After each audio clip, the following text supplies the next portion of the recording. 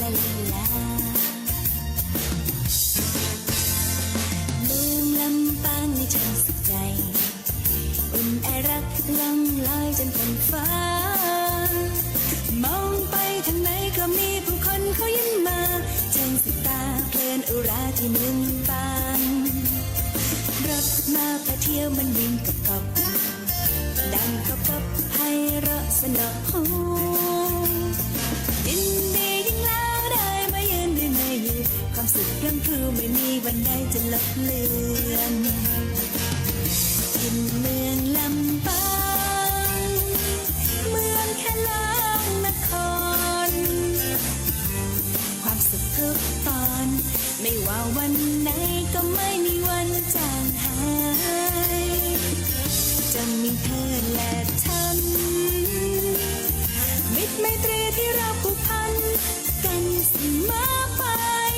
สุดล้นใจไม่มีวันจางนครลำปางเมืองแห่งความสุขจัดจาดีดาดีดาดีดาจาดีดาจัดจาดีดาจาจัดจาดีดาจาดีดาดีดาจา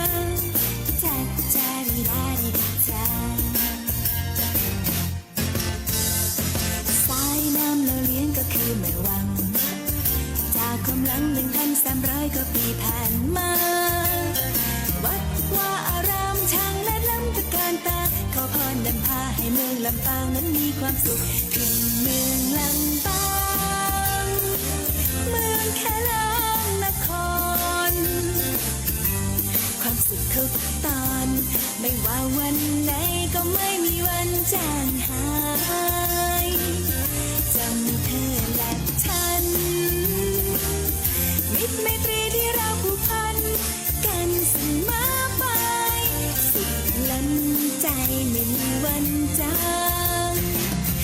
ครลำปางเมืองแห่งความสุข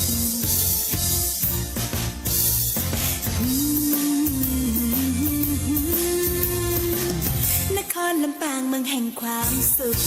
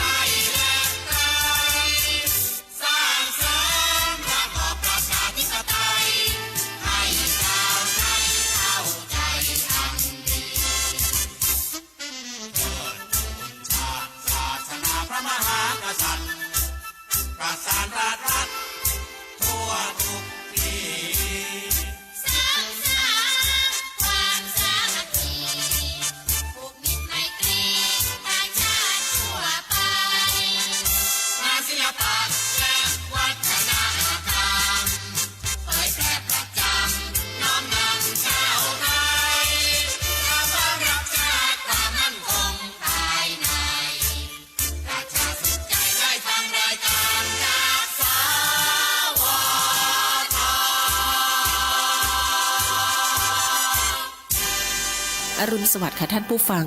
ที่นี่สถานีวิทยุกระจายเสียงแห่งประเทศไทยจังหวัดลำปางสถานีเพื่อบริการข้อมูลข่าวสารหน่วยงานภาครัฐและท้องถิ่นที่เชื่อถือได้ถูกต้องรวดเร็วพร้อมพัฒนาคุณภาพชีวิตประชาชนชาวลำปางให้ดียิ่งขึ้นอย่างยั่งยืนทำการส่งกระจายเสียงในระบบ FM ความถี่ 97 เมกะเฮิรตซ์จากอาคารห้องส่งเลขที่ 420 ถนนพหลโยธินตำบลหัวเวียงอำเภอเมืองจังหวัดลำปางตั้งแต่เวลา 5 นาฬิกาถึง 24 นาฬิกาเป็นประจำทุกวัน มีนางอัญชันสรลำเป็นผู้อำนวยการสถานีช่างเทคนิคประกอบด้วยนายประสานทิมทองนายแหลมเพชรนันตาแสงนายภูพิงพงศิริแสนว่าที่ร้อยตรีอาทิตย์วรรณวารีและนายประยุทธ์พงษ์ดวงชมพูสำหรับผู้ประกาศประกอบด้วยนางกาญจนาอินทานายบรรหารสุยะนางอัชราพรปวงจันทร์และนางสาวชุติการเหล่าชัยค่ะวิทยุแห่งประเทศไทยให้ความรู้คู่ความสุข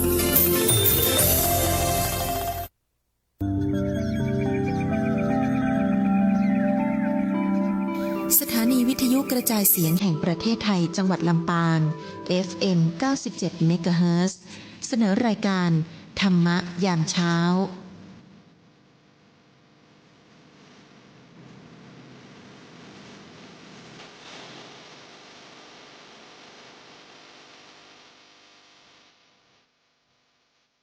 กราบพระสงฆ์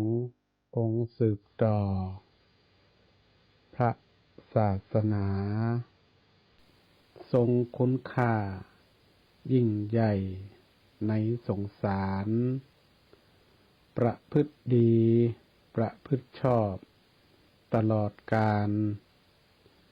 เป็นวงวานพุทธองค์พระทรงธรรมก็ขอเจริญสุขเจริญศีลเจริญธรรมจงมีแก่บรรดาศรัทธาญาติโยมสาธุชนคนดีทั้งหลายที่กำลังติดตามรับฟังรายการธรรมะยามเจ้าโอจาภาษาธรรมตังสวทลำปางในช่วงเวลา 5 โมงถึง 6 โมงเจ้าทุกวันศรัทธาญาติโยมที่ได้ติดตามหลามตัวหรือว่าได้เป็น FC ติดตามพระสงฆ์องค์ข้าเจ้าได้มามาจ๋าเอาธรรมะคำสอนของพระสัมมาสัมพุทธเจ้ามาเผยแผ่ให้กับศรัทธาญาติโยมทุกท่านได้ติดตามทุกวันพระสงฆ์องค์ข้าเจ้านั่นก็ถือว่าเป็นผู้ที่ได้รับธรรมะจากพระพุทธเจ้ามาแล้วก็จะได้เอานำมาเผยแผ่ต่อเพื่อเป็นการสืบอายุของพระพุทธศาสนารวมถึงให้ศรัทธาเจ้าบ้านพุทธศาสนิกชนทั้งหลายได้เข้าใจในเรื่องของธรรมะของพระพุทธเจ้าเป็นการชี้แนวทางในการดำเนินชีวิตได้อย่างถูกต้องเหมาะสมดังนั้นศรัทธาญาติโยมทุกท่านก็ได้ติดตามพระสงฆ์องค์ข้าเจ้ามาตลอดอย่างน้อยก็เป็นกำลังอกกำลังใจให้พระสงฆ์องค์ข้าเจ้าได้ปฏิบัติหน้าที่ได้ทำหน้าที่ของพระสงฆ์ที่พึงปฏิบัติโดยการนำหลักธรรมคำสอนได้มามาจามาบรรยายมาเทศน์มาอบรมหรือมาชี้แนะนำบอกแนวทางต่างๆให้กับท่านทั้งหลายได้มีโอกาสฟังธรรมะของพระพุทธศาสนาของพระสัมมาสัมพุทธเจ้าของเขาก็ถือว่าเป็นนาบุญอันหนึ่งที่เขาได้มาพบปะกับพระพุทธศาสนา ความจริงแล้วเนี่ย แค่เขาเกิดมาเป็นคนเกิดเป็นมนุษย์นี่นะก็จัดยากเนี่ยศรัทธาเพราะมันยังถึงยากเพราะว่าคนที่จะมาเกิดเป็นมนุษย์ของเขาได้นี่ มันก็ต้องต่อมเพ็งสร้างบุญกุศลไว้พอสมควร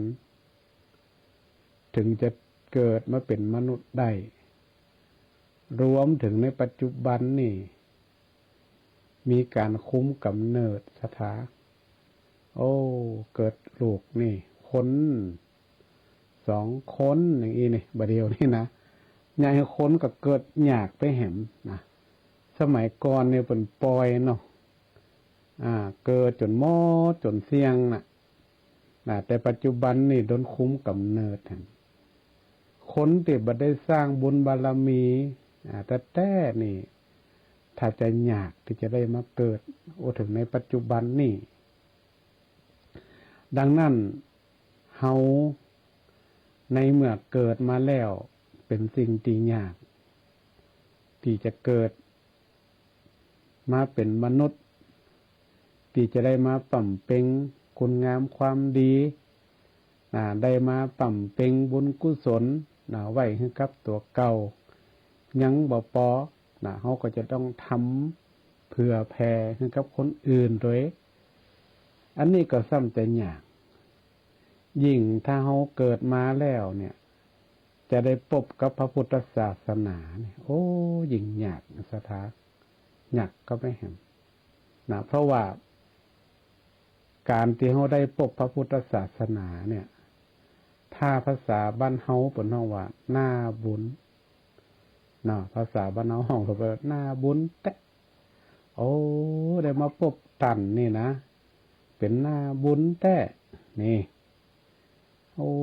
ถ้ามีตันได้ชี้แนะชี้นำบอกแนวทาง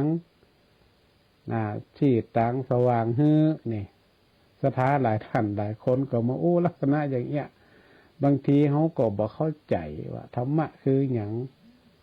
เวลามันเจอปัญหาในชีวิตขึ้นมาเนี่ยเขาก็หู้นะศรัทธาญาติโยมว่าพระพุทธศาสนาเนี่ยสอนให้เขาพ้นทุกข์แล้วเขาจะพ้นจะไดเนี่ยเขาก็ได้มาฟังธรรมะแน่ของพุทธเจ้าเนี่ยโดยที่พระสงฆ์องค์ข้าเจ้าทั้งหลายเนี่ยท่านก็ได้นำมา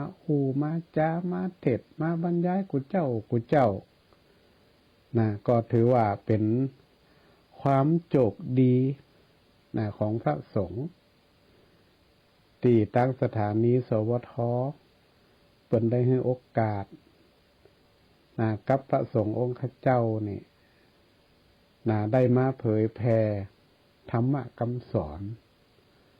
ตั้งสวทก็ได้บุญศรัทธาเหมือนกับเป็นการช่วยหาช่องทางที่มีการเผยแผ่พระพุทธศาสนานี่ก็ได้บุญตัวพอทุกท่านทุกคนที่เข้ามาบริหารสถานีนี่ก็ให้ความสำคัญเพราะว่าบัดเดี๋ยวนี้สังคมโลกเขามันเปลี่ยนแปลงเป็นนัก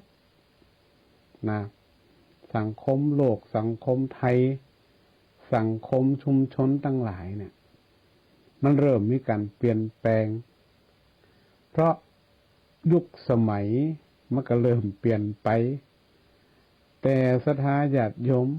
ติดตามพระเจ้าก็ยังเหนียวแน่นอยู่นะหลายคู่หลายท่านนี่โอ้ฟังกูข้างฟังกูตน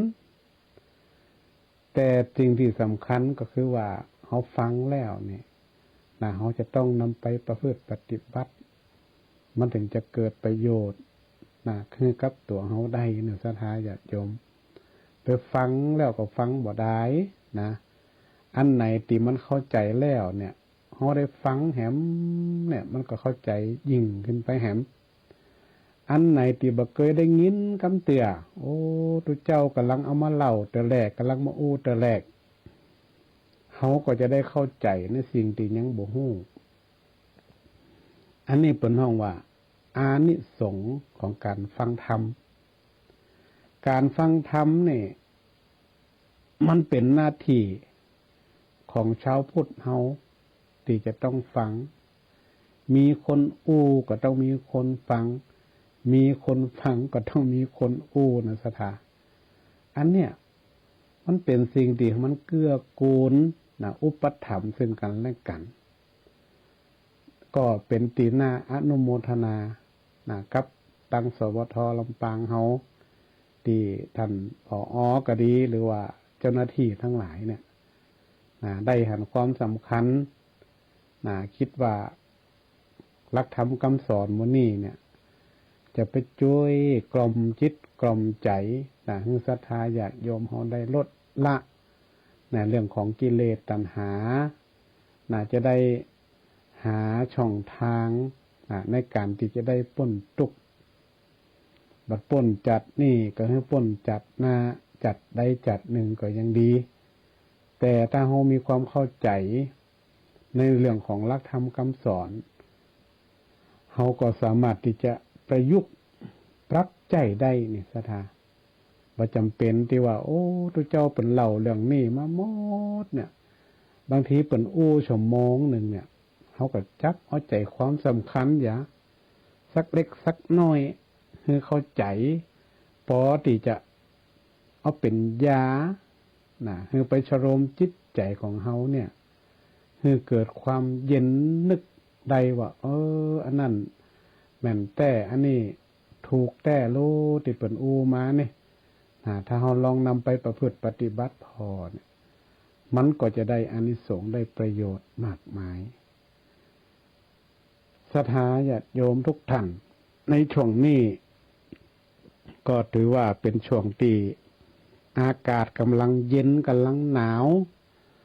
โดยเฉพาะละเอกละอ่อนสวยังหมู่ท่านทั้งหลายเนี่ยคนที่รับฟังเนี่ยนะต้องระมัดระวังเรื่องของสุขภาพอากาศเดี๋ยวก็เย็นเดี๋ยวก็หนาวเดี๋ยวก็ร้อนมันเปลี่ยนแปลงแปรปรวนไปตลอดเวลาแม่เจ้าเนี่ยหนาวจนสั่นก๊อบนะสถาตอนเจ้านี่นะ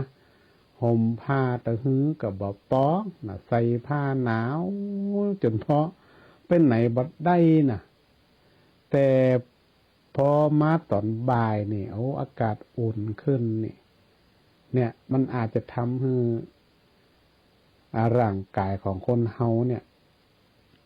มันเกิดผลกระทบเพราะในวันหนึ่งเนี่ยอากาศหรือว่าอุณหภูมิมันต่างกัน10 องศา10 กว่าองศาทุกท่านทุกคนได้ดูแลสุขภาพตัวเก่าตัวเองฟังธรรมะของตัวเจ้าตัวเองห่มผ้าอุ่นๆอยู่ในตีนอนฟังก็ได้เนี่ยสถานนอนไปฟังไปรับไปด้วยผ่องก็ได้บ่เป็นหยังฮบถือว่าเป็นการพักไปในตัว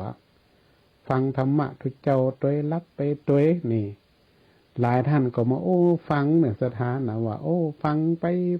แต่ใครรับไปเหียเนาะตอนเจ้านี่5 โมงเนี่ยมันยังเย็นอยู่เนาะฟังไปรับไปก็เป็นหยังสะดุ้งตื่นมาแหมกำจบพอดีเนี่ยไปฟังย้อนหลังได้น่ะทางสวทเนี่ยเปิดมีเพจของเปิดเลยหรอเขาสามารถไปฟังย้อนหลังได้เป็นคลิปสั้นก็ได้นี่มันมีหมดแต่นี่ทางโซเชียลเนาะสามารถฟังย้อนหลังได้เนาะดังนั้นเรื่องของอากาศนี่ก็ถือว่าเป็นเรื่องสำคัญมันจะให้จิตใจเขาแปรปรวนได้น่ะมันตอนเจ้านี่หนาวโดยเฉพาะคนเฒ่าคนแก่เขานี่ถึงเอาบ้องไปไหนก็ยากสมัยก่อนเนี่ยถ้าเขาถึงหน้าหนาวเนี่ยสถามันถึงหิ่งไฟกันเนาะสมัยก่อนเนี่ยบ้านไผบ้านมันบางทีก็นั่งคู่กันตอนเจ้าตอนเย็นญาติพี่น้องครอบครัวเดียวกันนี่ไปนั่งหิ่งไฟสุมกันโลเป็นกันเขาก็ไปนั่งกันบางทีก็เอาข้าวหลามมาเผาสู้กันพ่องเอาแกนมะขามมาคั่วสู้กันพ่องนี่นะสมัยก่อนนี่มันก็ไปแหมอย่างหนึ่งนะ ก็แต่เฮามองถึงลึกๆแล้วก็ว่ามันได้มีโอกาสได้อู้กันพี่น้องกันมานั่งหิงไฟด้วยกันอู้กันเป็นถามสารทุกข์สุขดิบกันเนาะกินข้าวกับหยังฉะนั้นเนาะมันก็เป็นความสุขไปอย่างหนึ่งมันเป็นสังคมแห่งอย่างหนึ่งอันนี้ก็ถือว่ามันเป็นถือโอกาสที่เป็นช่วงเวลาที่มันหนาวบัดเดี๋ยวนี้หนาวก็ห่มผ้าของไผของมันบัดเดี๋ยวนี้เนาะใครไปไหนละอากาศหนาวอากาศเย็นเนี่ยเนาะมีความเสี่ยงเป็นโรคภัยไข้เจ็บได้ง่ายสำหรับวันนี้เนี่ยศรัทธาญาติโยมเขาก็จะได้เอาเรื่องของธรรมะที่เขาได้ติดตามลามตัวงานประจำจังหวัดลำปางก็ได้ที่กำลังผ่านมามาดใหม่ๆนี่เนี่ยศรัทธาเมื่อวันที่27 28ที่ผ่านมานี่คืองานตามห้อยศรัทธาไหวสาอริยสงฆ์เจ้าหลวงป่อเกษมเขมโกศรัทธาญาติโยมคนลำปางเนี่ยจะต้องหูจักจะต้องหูงานนี่รวมถึงต่างจังหวัดก็หลายจังหวัดเพิ่นได้ติดตามเพิ่นได้ไม้แอวมาชมมาพอมีกิจกรรมอย่างมากมายหลายอย่างคนลำปางเขาก็ยกย่องเชิดชูหลวงป่อเกษมเขมโกเนี่ยเพิ่นว่าเป็นตนบุญแห่งเมืองรถม้าลำปางคำว่าตนบุญเนี่ยศรัทธามันเป็นจะได้ตนบุญนี่ก็คือพระที่เพิ่นได้ปฏิบัติดีปฏิบัติชอบเป็นแนวของหลวงพ่อเกษมเนี่ยเพิ่นจะเน้นเป็นดังปฏิบัติ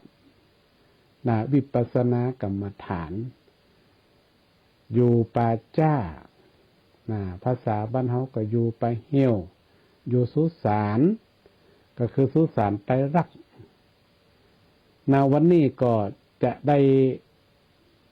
นำเอาประวัติของหลวงพ่อมาอู้สักน้อยจากนั้นเฮามัดตามตัวเองหาแก่นธรรมที่หลวงพ่อเนี่ยได้ปฏิบัติแล้วก็ได้สอนไว้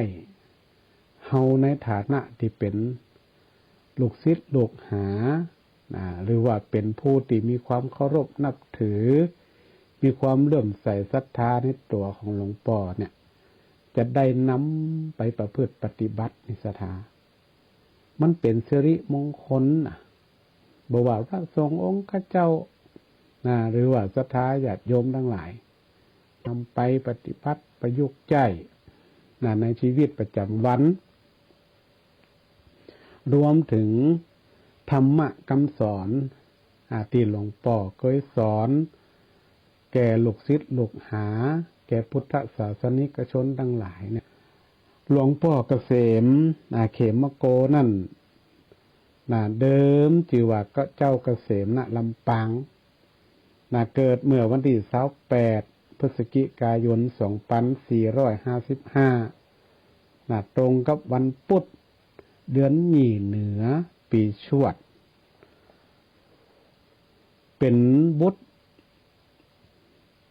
เจ้าน้อยหนูลำปางกับเจ้าแม่บัวจ้อนลำปางและเป็นราชปนัดดาในเจ้าบุญยวาทวงศ์มานิตเจ้าหลวงผู้ครองนครลำปางองค์สุดท้ายหลวงพ่อในตอนสมัยเป็นละอ่อนน้อยๆเนี่ยเปิ่นก็ตามไว้เปิ่นเนาะเหมือนกับคนเฮาทั่วไปเนี่ยเป็นละอ่อนก็สุกซนหว่องก็เป็นธรรมดาพอเปิ่นอายุได้13 ปีก็ได้ไปบวชเป็นสามเณรซึ่งเป็นการบรรพชานาศพถ้าบรรเฮาก็บวชหน้าไฟข ของเจ้าอาวาสวัดปัดด้วแล้วก็ได้ลาสิกขาออกมาแล้วก็หลวงป่อเจ้าเปิ่นก็ยังอยากจะบวชเป็นสามเณรก็กราบไปบวชแหมข้างหนึ่งสถาเมื่ออายุ15 ปีแล้วก็จำวัดที่วัดบุญยืนหลวงป่อเนี่ยก็ได้มีการศึกษาเราเรียนก็เหมือนกับปัจจุบันนี่แหละศึกษานักธรรมตรีนักธรรมโทแล้วก็ได้ผ่านนักธรรมจันโทสมัยก่อนเนี่ยมันสอบยากนะสถานักธรรมเนี่ยบ่ใช่ง่ายเหมือนบัดเดียวนะสมัยก่อนเนี่ยต้องท่องต้องอ่านต้องจำได้บางทีท่องสดก็มีนะแต่ปัจจุบันนี่ใช้วิธีการเขียนมิติอ่านเนาะต่อมาหลวงพ่อก็ได้อุปสมบทเป็นพระภิกษุโดยมีพระธรรมจินดานายกเจ้าวัดบุญยวาสวิหารอดีตเจ้าคณะจังหวัดลำปางในคณะนั่นเป็นพระอุปัชฌาย์ได้ฉายาว่าเขมโกแปลว่าผู้มีธรรมอันเกษมหลวงพ่อเพิ่นก็มีความเพียรมีความมุมานะก็ยังไปศึกษาเรียนบาลีที่สำนักวัดศรีล้อมแล้วก็ย้ายไปที่ศึกษาที่สำนักวัดเจียงไฮ้แฮมเบอร์เมินหลวงพ่อก็ได้จบนักธรรมชั้นเอกแล้วก็ได้เรียนรู้ภาษาบาลีจนสามารถเขียนแปลได้สอบอาวุธบาลีแต่ก็มีความรู้ความสามารถเนาะรวมถึงบ่ต้องการสมณะยศถาบรรดาศักดิ์ต่างๆหลวงพ่อก็บ่เอาเพิ่นบ่รับต่อมาเพิ่นก็หันว่าคิดว่าคงจะมีอายุพรรษามีความรู้นักขึ้นก็มีการแต่งตั้งเป็นเจ้าอาวาสแต่ว่าหลวงพ่อก็บ่เอาสุดท้ายมาเพิ่นก็บ่เอาตำแหน่งเจ้าอาวาสอย่างซักอย่างก็เดินไปอย่างสมถะไปอยู่ที่ศาลาวังทานก่อนหลวงพ่อได้ปฏิบัติสายวิปัสสนาธุระเปิ่นบ่ได้ยึดติดอันยังสักอย่างสถาเนาะบ่ได้ยึดติดเปิ่นก็เน้นเอาเรื่องของการปฏิบัติอย่างเดียวแล้วก็ได้ปฏิบัติณสุสานไตรลักษณ์จนวาระสุดท้ายและได้ละสังขารไปนี่ศรัทธาญาติโยมทั้งหลายหลวงพ่อเนี่ยได้ละสังขารเมื่อวันที่15 มกราคม 2539ตรงกับวันจันทร์แรม11 ค่ำเดือน2 ปีกุลลูกศิษย์ลูกหาก็ได้นำสรีระสังขารอันไร้วิญญาณของหลวงพ่อได้มาประดิษฐานที่สุสานไตรลักษณ์เพื่อจะให้ศรัทธาญาติโยมรวมถึงศิษยานุศิษย์ได้มาสักการะได้มาบูชาคุณงามความดีของหลวงพ่อซึ่งเป็นพระวิปัสสนาธุระหลวงพ่อนั่นก็ได้ถือธุดงควัตรปนอกเป็นธุดงควัตรแล้วก็ได้นำหลักปฏิบัติของคณะสงฆ์ก็คือการเผยแผ่ธรรมการปฏิบัติก็ถือว่าเป็นการเผยแผ่ธรรมอย่างหนึ่งศรัทธาญาติโยมทั้งหลายอาตมาเองก็ยังมีบุญมีบุญได้หันตัวจริงของหลวงพ่ออยู่ข้างหนึ่งแต่ก็จำว่าได้ว่าปีอย่างตอนนั้นหลวงพ่อยังบ่ได้ละสังขารเตี่ยก็ยังมีหน้าบุญได้หัน ก็เหมือนกับศรัทธาญาติโยมหลายๆท่านนะได้มากราบได้มาสักการะหลวงพ่อถึงแม้ว่าหลวงพ่อเป็นละสังขารไปแล้วเนี่ยร่วมกันมาสักการะไว้ศพของหลวงพ่อซึ่งก็เป็นสังขารที่มันบ่เที่ยงมันบ่แน่นอนเหมือนกันหมดคำสอนหรือว่า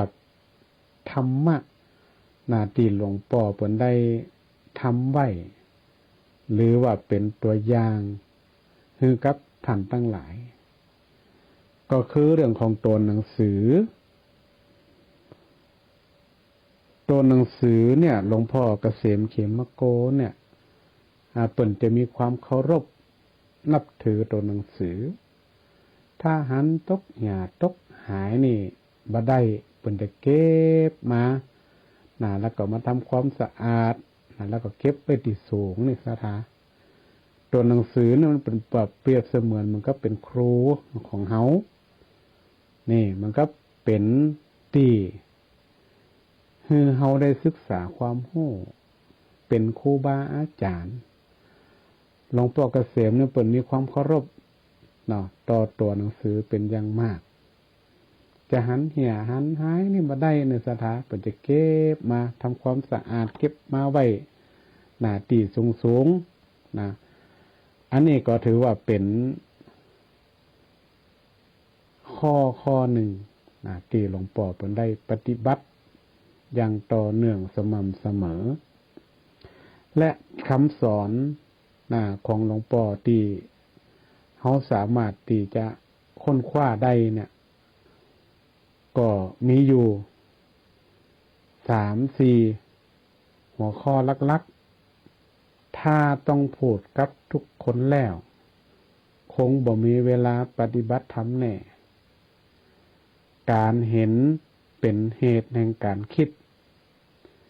การคิดเป็นเหตุแห่งการเห็นถ้าคิดดีก็เป็นทางเย็นถ้าคิดเป็นก็เย็นสบายตายเป็นเหม็นเน่าเฮาเขาเหมือนกันอยู่ไปทุกวันไข่ได้ก็ดีไข่มีก็ได้ความหมายในสถาญาติโยมวรรคแรกหลวงพ่อเพิ่นก็บอกว่าถ้าอู้กับทุกคนเนี่ยหมายความว่าถ้ามีคนมาหามาเยี่ยมตลอดเวลาเนี่ยหลวงพ่อก็ว่าบ่มีเวลาปฏิบัติธรรมแน่เพิ่นคงจะอยู่แบบบ่วิเวกของเปิ้นเนาะการเห็นเป็นเหตุแห่งการคิดก็หมายถึงว่าเมื่อเขาเห็นเหตุให้เกิดการปรุงแต่งให้พึงสำรวมให้ระมัดระวังเรื่องตาของเขาเนี่ยถ้าไปหันอันยังก็ดีจะดีก็ดีจะให้ก็ดีจะสวยงามก็ดีเปิ้นให้สำรวมให้ระมัดระวังการคิดเป็นเหตุแห่งการเห็นก็หมายความว่าการพิจารณาด้วยความละเอียดถี่ถ้วนรอบคอบเนี่ยให้เกิดปัญญาหันแจ้งถ้าคิดดีก็เป็นทางเย็นก็หมายความว่าเมื่อเขาคิดดีย่อมเป็นบุญพึงทำให้นักถ้าคิดเป็นก็เย็นสบายหมายความว่าเขาบ่คิดปรุงแต่งอะไรอย่างมากมายนี่ก็จะเนี่ยให้เขาเข้าสู่นิพพานอันนี้เป็นหลักคำสอนของหลวงพ่อที่เพิ่นได้สอนหมู่เฮาทั้งหลายเฮาก็สามารถที่จะนำไปปรับประยุกต์ใช้ในชีวิตได้การที่หลวงพ่อเปิ่นได้สอนลักษณะอย่างเนี่ยเป็นธรรมะค่อนข้างสูงแล้วก็มีความผสมผสานลักทางตะวันตกแล้วก็ตะวันออกเนี่ยเปิ่นว่าเข้ากัน แล้วก็เขาก็สามารถนำไปใช้ในชีวิตประจำวันของเขาได้ถ้าเขาเข้าใจสิ่งที่เปิ่นอู้เนี่ยก็หมายความว่าให้เขาระมัดระวังระมัดระวังตาหูจมูกลิ้นกายใจของเขานี่แหละรูปเสียงกลิ่นรสโผฏฐัพพะถูกต้องธรรมารมณ์ทั้งหลายเนี่ยถ้ามันกระทบกันแล้วเขาต้องระมัดระวังถ้าเขาหันแล้วเนี่ยก็ต้องระมัดระวังเปิ่นให้สำรวมระมัดระวังหันอันอย่างกระจ่างที่ไม่หล่อหูหล่อตาเขาเนี่ยเขาก็จะไปปรุงแต่งเกินไป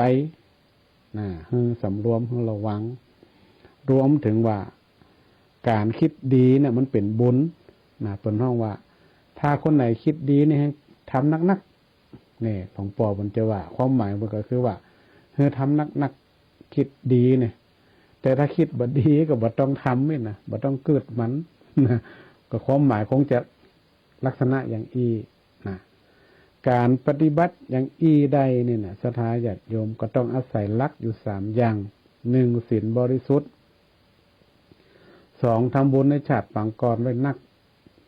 3มีบาปน้อยอันนี้เป็นหลักที่เฮาได้มาวิเคราะห์เกี่ยวกับคำสอนของหลวงพ่อและแนวทางปฏิบัติของป.เกษมเขมโกก็ดีเนาะศรัทธาญาติโยมเฮาก็สามารถที่จะนำไปปรับใช้ได้โดยเฉพาะเรื่องของศีลบริสุทธิ์นี่เฮาก็สามารถที่จะปรับใช้กับในชีวิตของเฮาได้ว่าเฮารักษาศีลได้หมกใดอย่างศรัทธาเจ้าบ้านเฮาทั้งหลายเนี่ยก็ศีล5เนี่ยเนาะเฮาสามารถปรับใช้ศีล5เฮาได้หมกใดเฮารักษาได้หมกใดแล้วการทำบุญเฮาบ่ต้องอู้ถึงจัดปางก่อนละเพราะว่าปางก่อนเนี่ยเฮาบ่ฮู้ในศรัทธาว่าเฮาทำหนักทำน้อยหมกใดนะแต่เฮาต้องทำจัดนี่เฮาเน้นจัดนี่คนบอกว่าเกิดมาเพื่อที่จะทำบุญเกิดมาเพื่อที่จะสร้างบุญเอาไว้จัดหน้าต่อไปแหมเนาะการทำบาปก็ให้มันน้อยลงความหมายก็คือว่าเราทำน้อยลงอันไหนสิ่งที่เราทำไปแล้วเนี่ยมันเป็นสิ่งที่เนี่ยเขาทุกข์ใจมันหม่นอกมันหม่นใจเนี่ยเขาก็ต้องลดลงเขาทำในสิ่งที่เนี่ยแล้วเกิดความสุขเกิดความสบายใจนี่เขาก็สามารถที่จะทำได้อันนี้คือเป็นแนวทางเป็นตัวอย่างที่หลวงพ่อเกษมเขมโกหลวงพ่อได้สอนหมู่เฮาตั้งหลายรวมถึงพระสงฆ์องค์ข้าเจ้าด้วยแต่ศรัทธาก็อย่าไปคิดว่าพระสงฆ์องค์ข้าเจ้าเนี่ยกระทำตามบทบาทหน้าที่6ด้านเหมือนเดียวกันหลวงพ่อเกษมเขมโกหลวงพ่อก็ได้นำหลักการทำงานของคณะสงฆ์ก็คือการเผยแผ่พระพุทธศาสนาโดยการปฏิบัติโดยการปฏิบัติทุดงควัดก็คืออยู่ปัจจาเป็นวัดแล้วก็หลวงพ่อก็ได้ปฏิบัติแห่งหลายข้อศรัทธาญาติโยมในทุดงควัดเนี่ยเพิ่นก็ได้ปฏิบัติแห่งหลายข้อแล้วก็มันเป็นหน้าที่ของพระสงฆ์ทุกรูปที่มีหน้าที่6ด้านจะต้องทำตามปฏิบัติตามถามว่าหน้าที่ของพระสงฆ์6ด้านเนี่ยมีอย่างพ้องศรัทธาญาติโยมก็จะอู้แบบสั้นๆเนาะให้เข้าใจว่าศรัทธาบางท่านบางคนก็เข้าใจว่าตัวเจ้าเฮามีหน้าที่เนี่ยอย่างพ้องนะเฮาหันเนี่ยหยังบางคนนี่คิดไปสะปะก็เหมือนกับตัวอย่างเหมือนกับหลวงพ่อเกษมหลวงพ่อนี่บริอยู่ในฝ่ายปกครองท่านก็เป็นพระสงฆ์รูปหนึ่งที่ทำหน้าที่ในการเผยแผ่พระพุทธศาสนาประพฤติปฏิบัติเป็นแบบเป็นอย่างให้กับหมู่เฮาพระสงฆ์ ปฏิบัติตามภาระงานหกด้านหรือว่า6อย่าง1การปกครองการปกครองก็คือการดูแลให้เกิดความเรียบร้อยดีงามตามลำดับชั้น2ก็คือการเผยแผ่อย่างที่มาตะกี้เนี่ยการเผยแผ่นี่ก็มีหลายรูปแบบการเทศน์การบรรยายการปฏิบัติเหมือนกับหลวงพ่อเกษมเขมโกท่านก็ถือว่าเป็นพระสงฆ์ได้ปฏิบัติหน้าที่ในฝ่ายเรื่องการเผยแผ่แต่หลวงพ่อก็ได้เน้นด้านการปฏิบัติวิปัสสนาธุระประการที่3บนห้องว่าการศึกษาก็คือการศึกษาเราเรียนของพระสงฆ์องค์เจ้าไม่ว่าจะเป็นระดับมัธยมระดับมหาวิทยาลัยเนี่ยก็ถือว่าเป็นการส่งเสริมในพระสงฆ์องค์เจ้าให้ได้มีความรู้ด้านพระธรรมวินัยพระไตรปิฎกต่างๆพวกเนี้ยก็เป็นหลักๆที่เขาจะต้องศึกษาคนที่บวชมาแล้วก็ต้องศึกษาประการที่4คือการศึกษาสงเคราะห์การศึกษาสงเคราะห์นี่หมายถึงว่าการให้ทุนการให้กำลังใจกันหรือว่ามันก็สอบธรรมศึกษาที่ผ่านมานี่ก็ดีหรือว่าจะมีโรงเรียนผู้สูงอายุมีละออนกอนเกณฑ์ที่เป็นการศึกษาที่สงเคราะห์ซึ่งกันและกันนี่ก็ถือว่าเป็นหน้าที่ของพระสงฆ์ที่จะต้องช่วยดูแลประการที่5ปนสาธารณูปการก็คือการก่อสร้างห้างแปลงเสนาสนะต่างๆในสถานที่หันเป็นสร้างบทสร้างเจดีย์วิหารศาลาทั้งหลายเนี่ยมันเป็นหน้าที่ด้านหนึ่งที่พระสงฆ์ก็จะต้องทำก็ต้องปฏิบัติประการที่5ผ่านไปแล้วประการที่6คือสาธารณสงเคราะห์สาธารณสงเคราะห์นี่เป็นการดูแลสงเคราะห์แก่พระสงฆ์องค์ข้าเจ้าด้วยกันก็ดีหรือว่าสงเคราะห์ชาวบ้านก็ดีถ้ามีเหตุเพศภัยต่างๆที่เขาหันกันเนี่ยพระสงฆ์องค์ข้าเจ้าก็ช่วยกันถ้ารวมถึงเจ็บเป็นเย็นอุ่นสถาก็ต้องดูแลกันนี่เป็นห้องเป็นการสงเคราะห์ซึ่งกันและกันอันนี้แหละย่อๆว่างานคณะสงฆ์มันมีอยู่แล้วสถาอาจจะบ่ฮู้ว่าทุกเจ้าปัญญาหยังอยู่วัดอยู่วาปัญญาหยังหั่นหาพระสงฆ์มันก็มีหน้าที่หลักๆก็คือ6ด้าน6อย่างนี่แหละเนาะดังนั้นวันนี้เฮานึกถึงหลวงพ่อเกษมแล้วเนี่ยเฮาก็ย้อนไปถึงประวัติพระเถระรูปหนึ่งในอดีตการเนี่ยก็อยากจะนำมาเล่าสักเล็กน้อยในสถานตะกี้เฮาถึงว่าหลวงพ่อเกษมเนี่ยหลวงพ่อได้ถือธุดงควัตรในสมัยพุทธกาลเนี่ยก็มีพระสงฆ์รูปหนึ่งที่มีบทบาทสำคัญในพระพุทธศาสนาแล้วก็ถือธุดงควัตรคล้ายๆกับหลวงพ่อเกษมเหมือนกันก็คือพระมหากัสสปะเถระในศรัทธาญาติโยมก็ถือว่าเป็นพระสงฆ์รูปหนึ่งที่มีบทบาทสำคัญ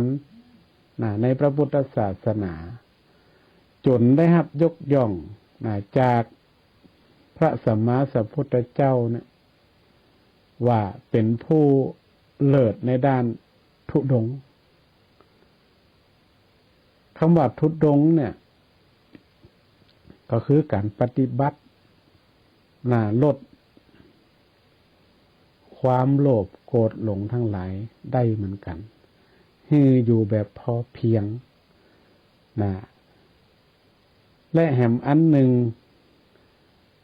พระมหากัสสปะที่มีบทบาทในขณะนั้นก็คือการเป็นประธานในการทำปฐมสังฆายนาหมายถึงว่าสังฆายนาพระธรรมวินัยนี่เป็นครั้งแรกสถา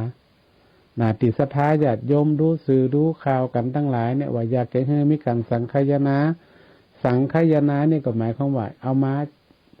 แยกแยะเอามาชำระเอามาดูว่าอันไหนที่มันย่อนมันอันนี้ไปก้าอย่างเงี้ยเขาก็เอามามาจ่ากันแต่สมัยนั้นเนี่ยเป็นใจวิธีปากต่อปาก นะภาษาทุเจ้าเปิ้นว่ามุขะปะทะอูเหล่าให้ฟังว่าข้อนี้เป็นจะอีข้อนี้เป็นอย่างอีนะเพราะมันมีเหตุไงเปิ้นถึงแย่งสังคายนาครั้งแรกนะเพราะว่ามันเกิดจากหยังถึงสังคายนาเพราะว่าสุภัททะเนี่ยสุภัททะปริภาชกเนี่ยเป็นสาวกองค์สุดท้ายที่ขอบวชเพราะพระพุทธเจ้าได้รับขันธปรินิพพานสุภัททะก็ได้กล่าวจ้วงจาบขึ้นมาว่าโอ้ต่อไปเนี่ยพระพุทธเจ้ามีแล้วเนี่ยยังก็ได้ประมาณเนี่ยนะความหมายคือว่าเนี่ยยังก็ได้เนี่ยก็เนี่ยคือคณะสงฆ์ในคณะนั่นเนี่ยนะเพิ่นก็บ่สบายใจว่าเวลาถ้าปล่อยว่าเนี่ยยังก็ได้นี่หมายความว่ากลัวว่าพระสงฆ์องค์เจ้าก็จะออกนอกลู่นอกทางไปเลยนะบ่เป็นแบบสมณะสารูปละนะประมาณนี้เพิ่นก็เลยมีการทำสังคายนาลองเอาธรรมะลองเอาพระวินัยในคณะนั่นเนี่ยลองมาอู้มาจากันพอแล้วว่ามันมีอย่างพ่องอย่างเงี้ยเขาจะมีกฎมีกติกามีข้อปฏิบัติจะได้พ่องเกี่ยวกับพระสงฆ์ในสมัยนั้นนะอันนี้ก็เป็นพระมหากัสสปะติดเป็นประธานในการกระทำครั้งแรกนี่ศรัทธาญาติโยมทั้งหลายแต่สาระสำคัญวันนี้เนี่ยก็จะขอข้ามไปอู้ถึงว่าพระพุทธเจ้าเนี่ยที่ทรงยกย่องพระมหากัสสปะว่าเป็นผู้เลิศด้านทุดงค์เพราะอะไรอย่างนะความจริงแล้วเนี่ยพระมหากัสสปะเนี่ยพระองค์ก็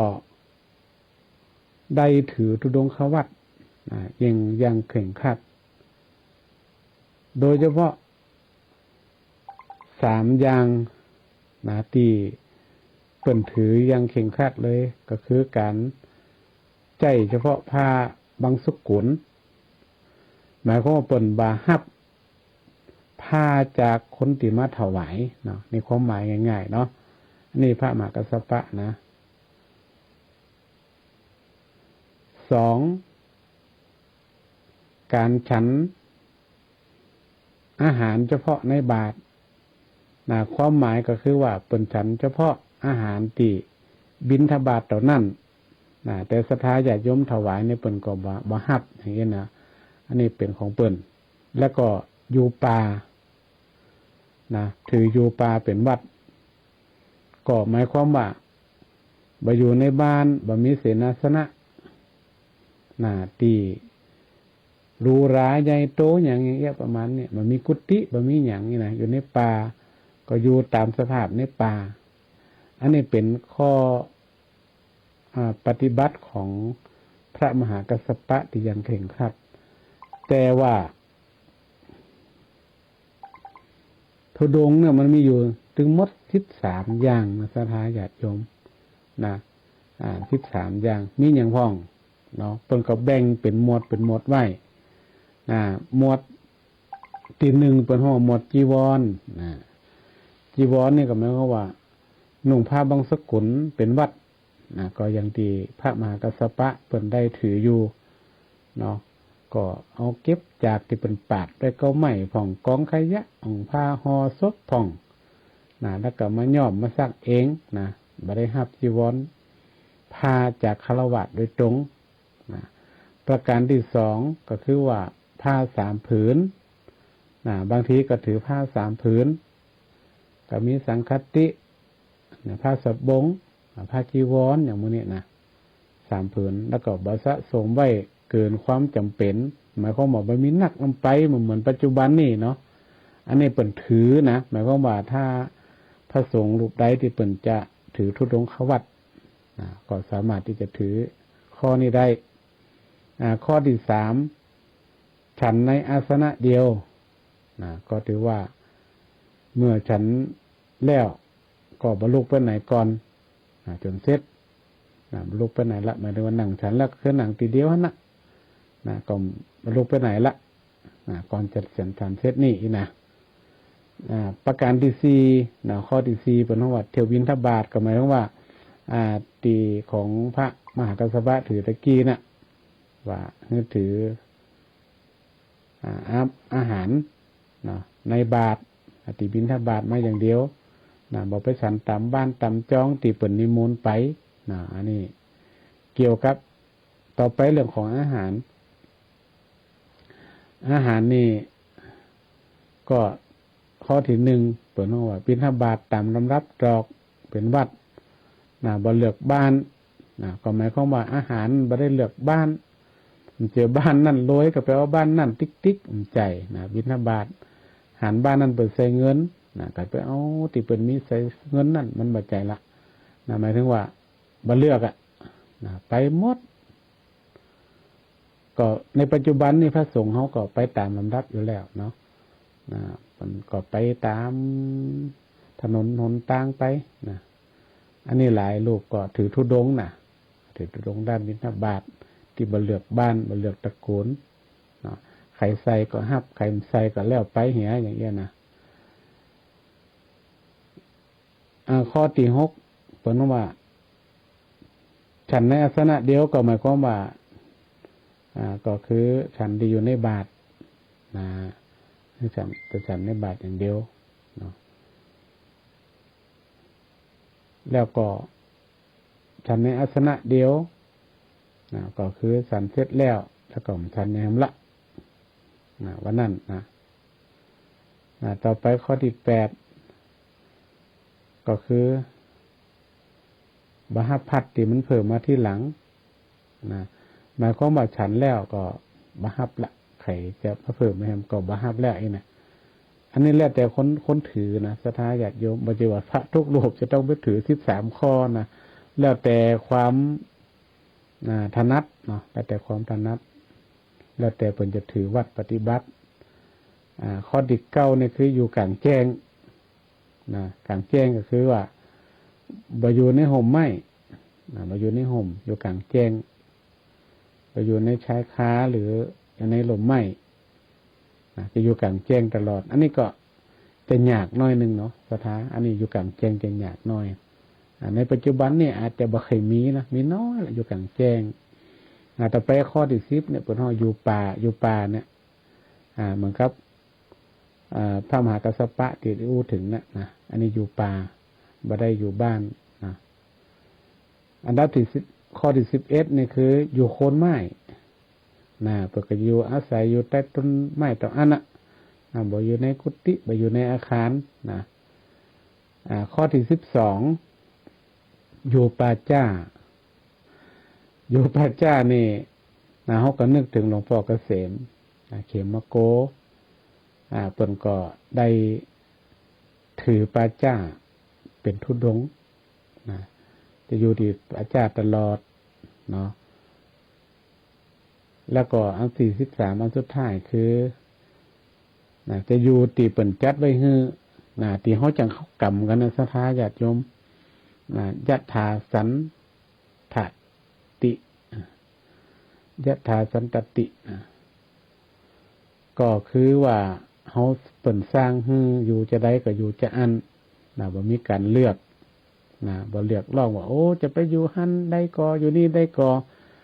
ในปัจจุบันนี่เฮายังมีอยู่ที่ห้องกันว่าเข้ากรรมเข้ากรรมบ้านเฮาในปัจจุบันเนี่ยก็ยังมีเรื่องของอยู่ปัจจ้าเนาะแล้วก็อยู่ที่เป็นจัดไว้ฮื้อใน2อย่างนี่ลักๆอย่างการถือนั่นก็พาฉันมือเดียวฉันบาทเดียวฉันอาสนะเดียวอันนี้ก็แล้วแต่คนจะถือแล้วแต่พระสงฆ์มันจะถือเอากี่ข้อแล้วแต่เป็นจะอันปฏิบัติเอาเนาะความจริงแล้วเนี่ยหลวงพ่อเกษมเขมโกเนี่ยท่านก็ได้ปฏิบัติหลายข้อในธุดงควัตรนี่ศรัทธานอกจากอยู่ปัจจ้าแล้วนี่ก็เห็นหลายข้อที่หลวงพ่อได้ปฏิบัติโดยเฉพาะเรื่องของศีลเนี่ยเปิ้นก็ค่อนข้างจะเข่งครัดเรื่องของศีล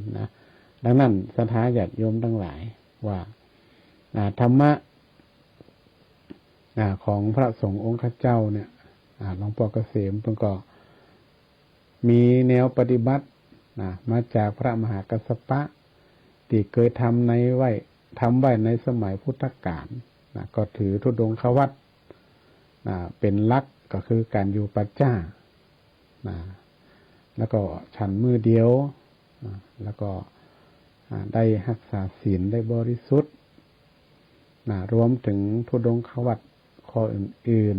ๆนะที่เปิ่นได้ปฏิบัติเป็นแบบเป็นอย่างพระสงฆ์องค์เจ้าเฮาก็ยังมีโอกาสได้มีเวลาในการที่จะได้เข้ากรรมนะอันนี้เปิ่นว่าเข้าธุดงควัตรนั่นแหละเข้ากรรมนี่นะแต่เขาจะอยู่ข้อไหนนั่นก็แล้วแต่เขาจะจัดนะแบบไหนนะอันนี้ก็ถือว่าเป็นสิ่งที่ศรัทธาญาติโยมทั้งหลายเนี่ยได้จัดการจัดงานได้ระลึกถึงคุณของหลวงพ่อเกษมเขมโกในจังหวัดลำปางของเฮาเนี่ยก็ถือว่าจัดได้ยิ่งใหญ่นะที่เฮาได้ระลึกนึกถึง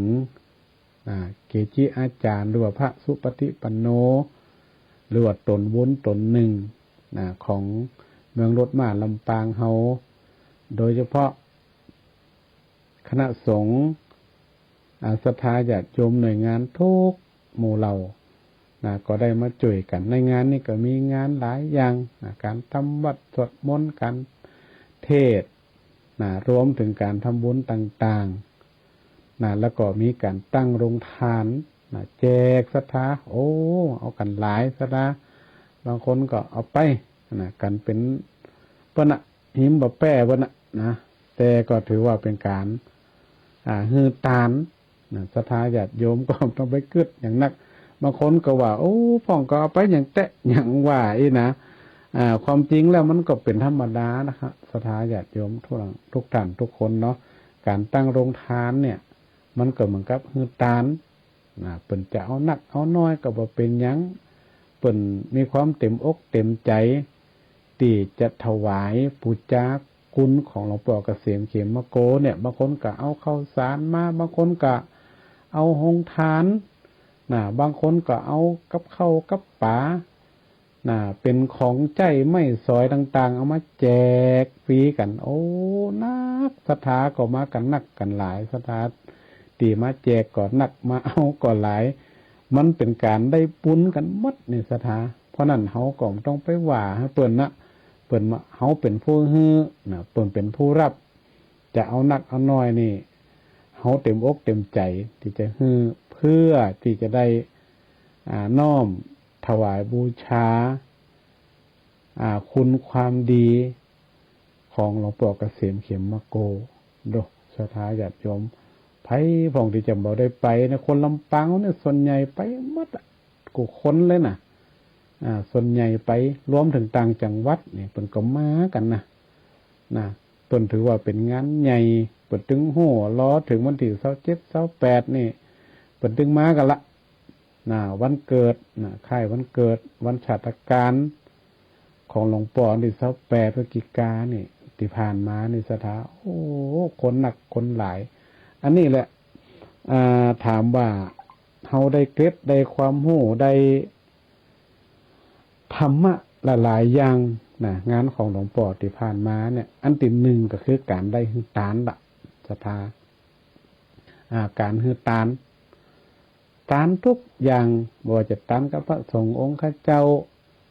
ตานหงตานก็ดีเนาะที่เฮาฮือกันเนี่ยมากันแตะคนเป็นหมื่นเป็นหมื่นก็ยังพอแจกพอจ่ายก็ถือว่าเป็นการฮือตานที่นักเนาะเป็นมหาทานที่ยิ่งใหญ่แต่เนาะอันที่สองที่เขาจะหันก็คือเรื่องของการความร่วมไม้ร่วมมือกับหน่วยงานต่างๆว่าองค์กรปกครองส่วนท้องถิ่นท้องที่รวมถึงสถาบันการศึกษาโรงเรียนต่างๆก็ได้ไปร่วมกันรวมถึงมหาวิทยาลัยวัดตั้งคณะสงฆ์มหาลัยตั้งนอกก็ดีก็ไปร่วมขบวนกันมันก็ถึงคึกคืนเนาะมันเขาว่าคึกคืนหม่อนกันดีเนาะอันนี้เขาจะหันความร่วมไม้ร่วมมือความสามัคคีพลังของคนลำปางของเขาเนี่ยได้หันได้ฮู้ ว่าเฮาเนี่ยมีความเลื่อมใสศรัทธาในตัวของหลวงพ่อเกษมเขมโกที่เฮาได้มีความเคารพมีความนับถือเลื่อมใสศรัทธาที่หลวงพ่อได้มีคุณต่อเมืองลำปางของเฮาดังนั้นศรัทธาญาติโยมทั้งหลายเนี่ยธรรมะหรือว่าแบบอย่างที่หลวงพ่อได้ปฏิบัติมาเนี่ยเฮาก็สามารถที่จะนำไปประพฤติปฏิบัติรวมถึงน้อมรำลึกถึงหลวงพ่อที่ได้สอนได้บอกได้กล่าวลูกศิษย์ลูกหาประชาชนคนลำปางเฮาในการประพฤติปฏิบัติให้อยู่ในศีลให้อยู่ในธรรมให้ปฏิบัติเป็นแบบเป็นอย่างกับคนอื่นเพื่อที่จะให้สังคมไทยเฮารวมถึงสังคมเมืองลำปางรวมถึงสังคมไทยรวมถึงสังคมโลกเฮาเนี่ยจะอยู่กันได้อย่างมีความสุขเป็นการเผยแผ่ธรรมะอย่างหนึ่งศรัทธาญาติโยมอันนี้แหละผลห้องว่าเป็นตนบุญของเมืองรถม้าลำปางของเฮาอย่างแท้จริงรวมถึงพระสงฆ์องค์ข้าเจ้าที่ได้ไปช่วยกันเฮาก็ได้นำเอาธรรมะเอาแบบเอาอย่างของหลวงปู่นี่แหละได้มากับคิดพิจารณาได้เอามาใจในชีวิตประจำวันเฮาบ่ได้ละบ่ได้ทิ้งเกี่ยวกับหลักคำสอนของพระพุทธศาสนาพระสงฆ์องค์ข้าเจ้าก็ปฏิบัติตามกำลังของเปิ้นศรัทธาญาติโยมเฮาก็ปฏิบัติตามกำลังของเฮาโดยเฉพาะเรื่องของศีลนี่เป็นสิ่งที่สำคัญทานศีลภาวนาเนี่ยมันมี3อย่างเนี่ยเป็นสิ่งที่สำคัญเท่าสามารถประพฤติปฏิบัติได้เนี่ยมันกินมันตานศรัทธามีหนักก็ทำหนักมีน้อยก็ทำน้อยบ่มีก็ยกมือสาธุก็เปิ่นเอาจะไปคอยจะไปอิจฉาจะไปว่าคนนั่นคนนี้เปิ่นทำหนักทำน้อยนี่นะเปิ่นเฮาว่าการทำบุญนี่มันก็แล้วแต่กำลังของเฮามันคือตาน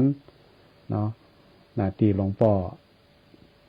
เกษมเขมโกเปิ่นได้ทำเป็นตัวอย่างคือกับหมู่เฮาแล้วรวมถึงการรักษาศีลเฮาอย่างน้อยก็ศีล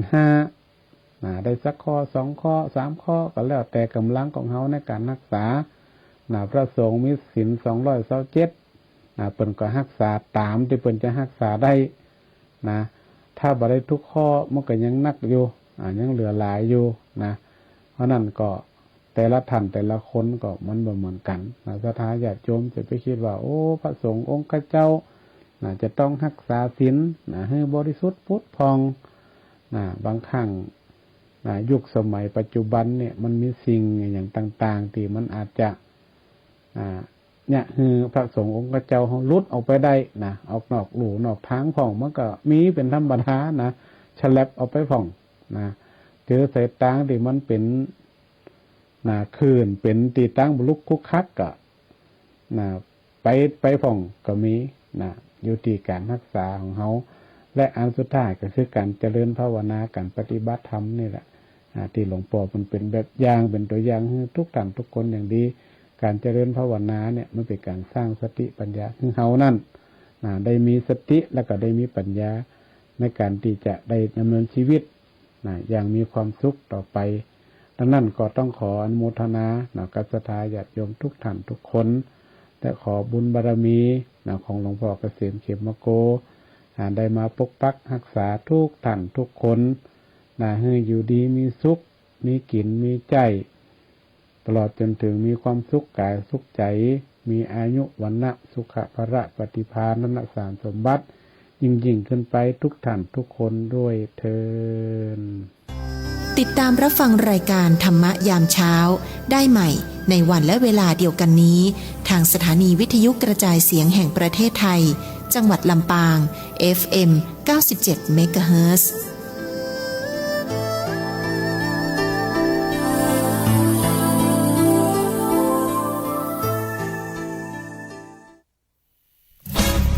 ปานาติปาตาเวรมณี ทินนาทานาเวรมณีกาเมมุสาสุราเม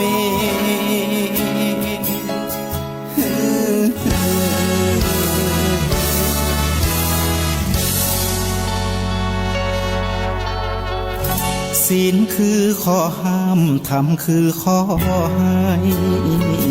พุทธองค์ตรัสไว้ชี้ทางใจให้ภาคเพียรเบญจศีลเบญจธรรมท่องจำสมัยเราเป็นนักเรียนธรรมะไม่เคยแปรเปลี่ยนแต่เรายังจำได้ไหมมาทวงคำมันหมู่บ้านศีลห้า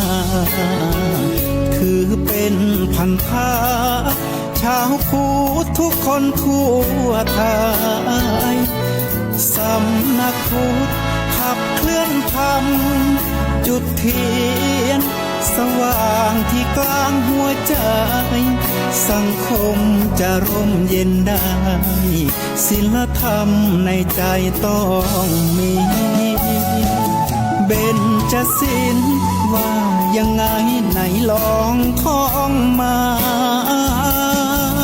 ข้อหนึ่งห้ามฆ่าสัตว์ข้อสองห้ามลักทรัพย์ข้อสามห้ามประพฤติผิดในกามข้อสี่ห้ามพูดเท็จข้อห้าห้ามดื่มสุรา แล้วเบญจะทำทั้งห้าว่าอย่างไรนายบอกชัดๆอีกทีข้อหนึ่งเมตตากรุณาข้อสองสัมมาอาชีพข้อสามกามสังวรข้อสี่ต้องมีสัจจะ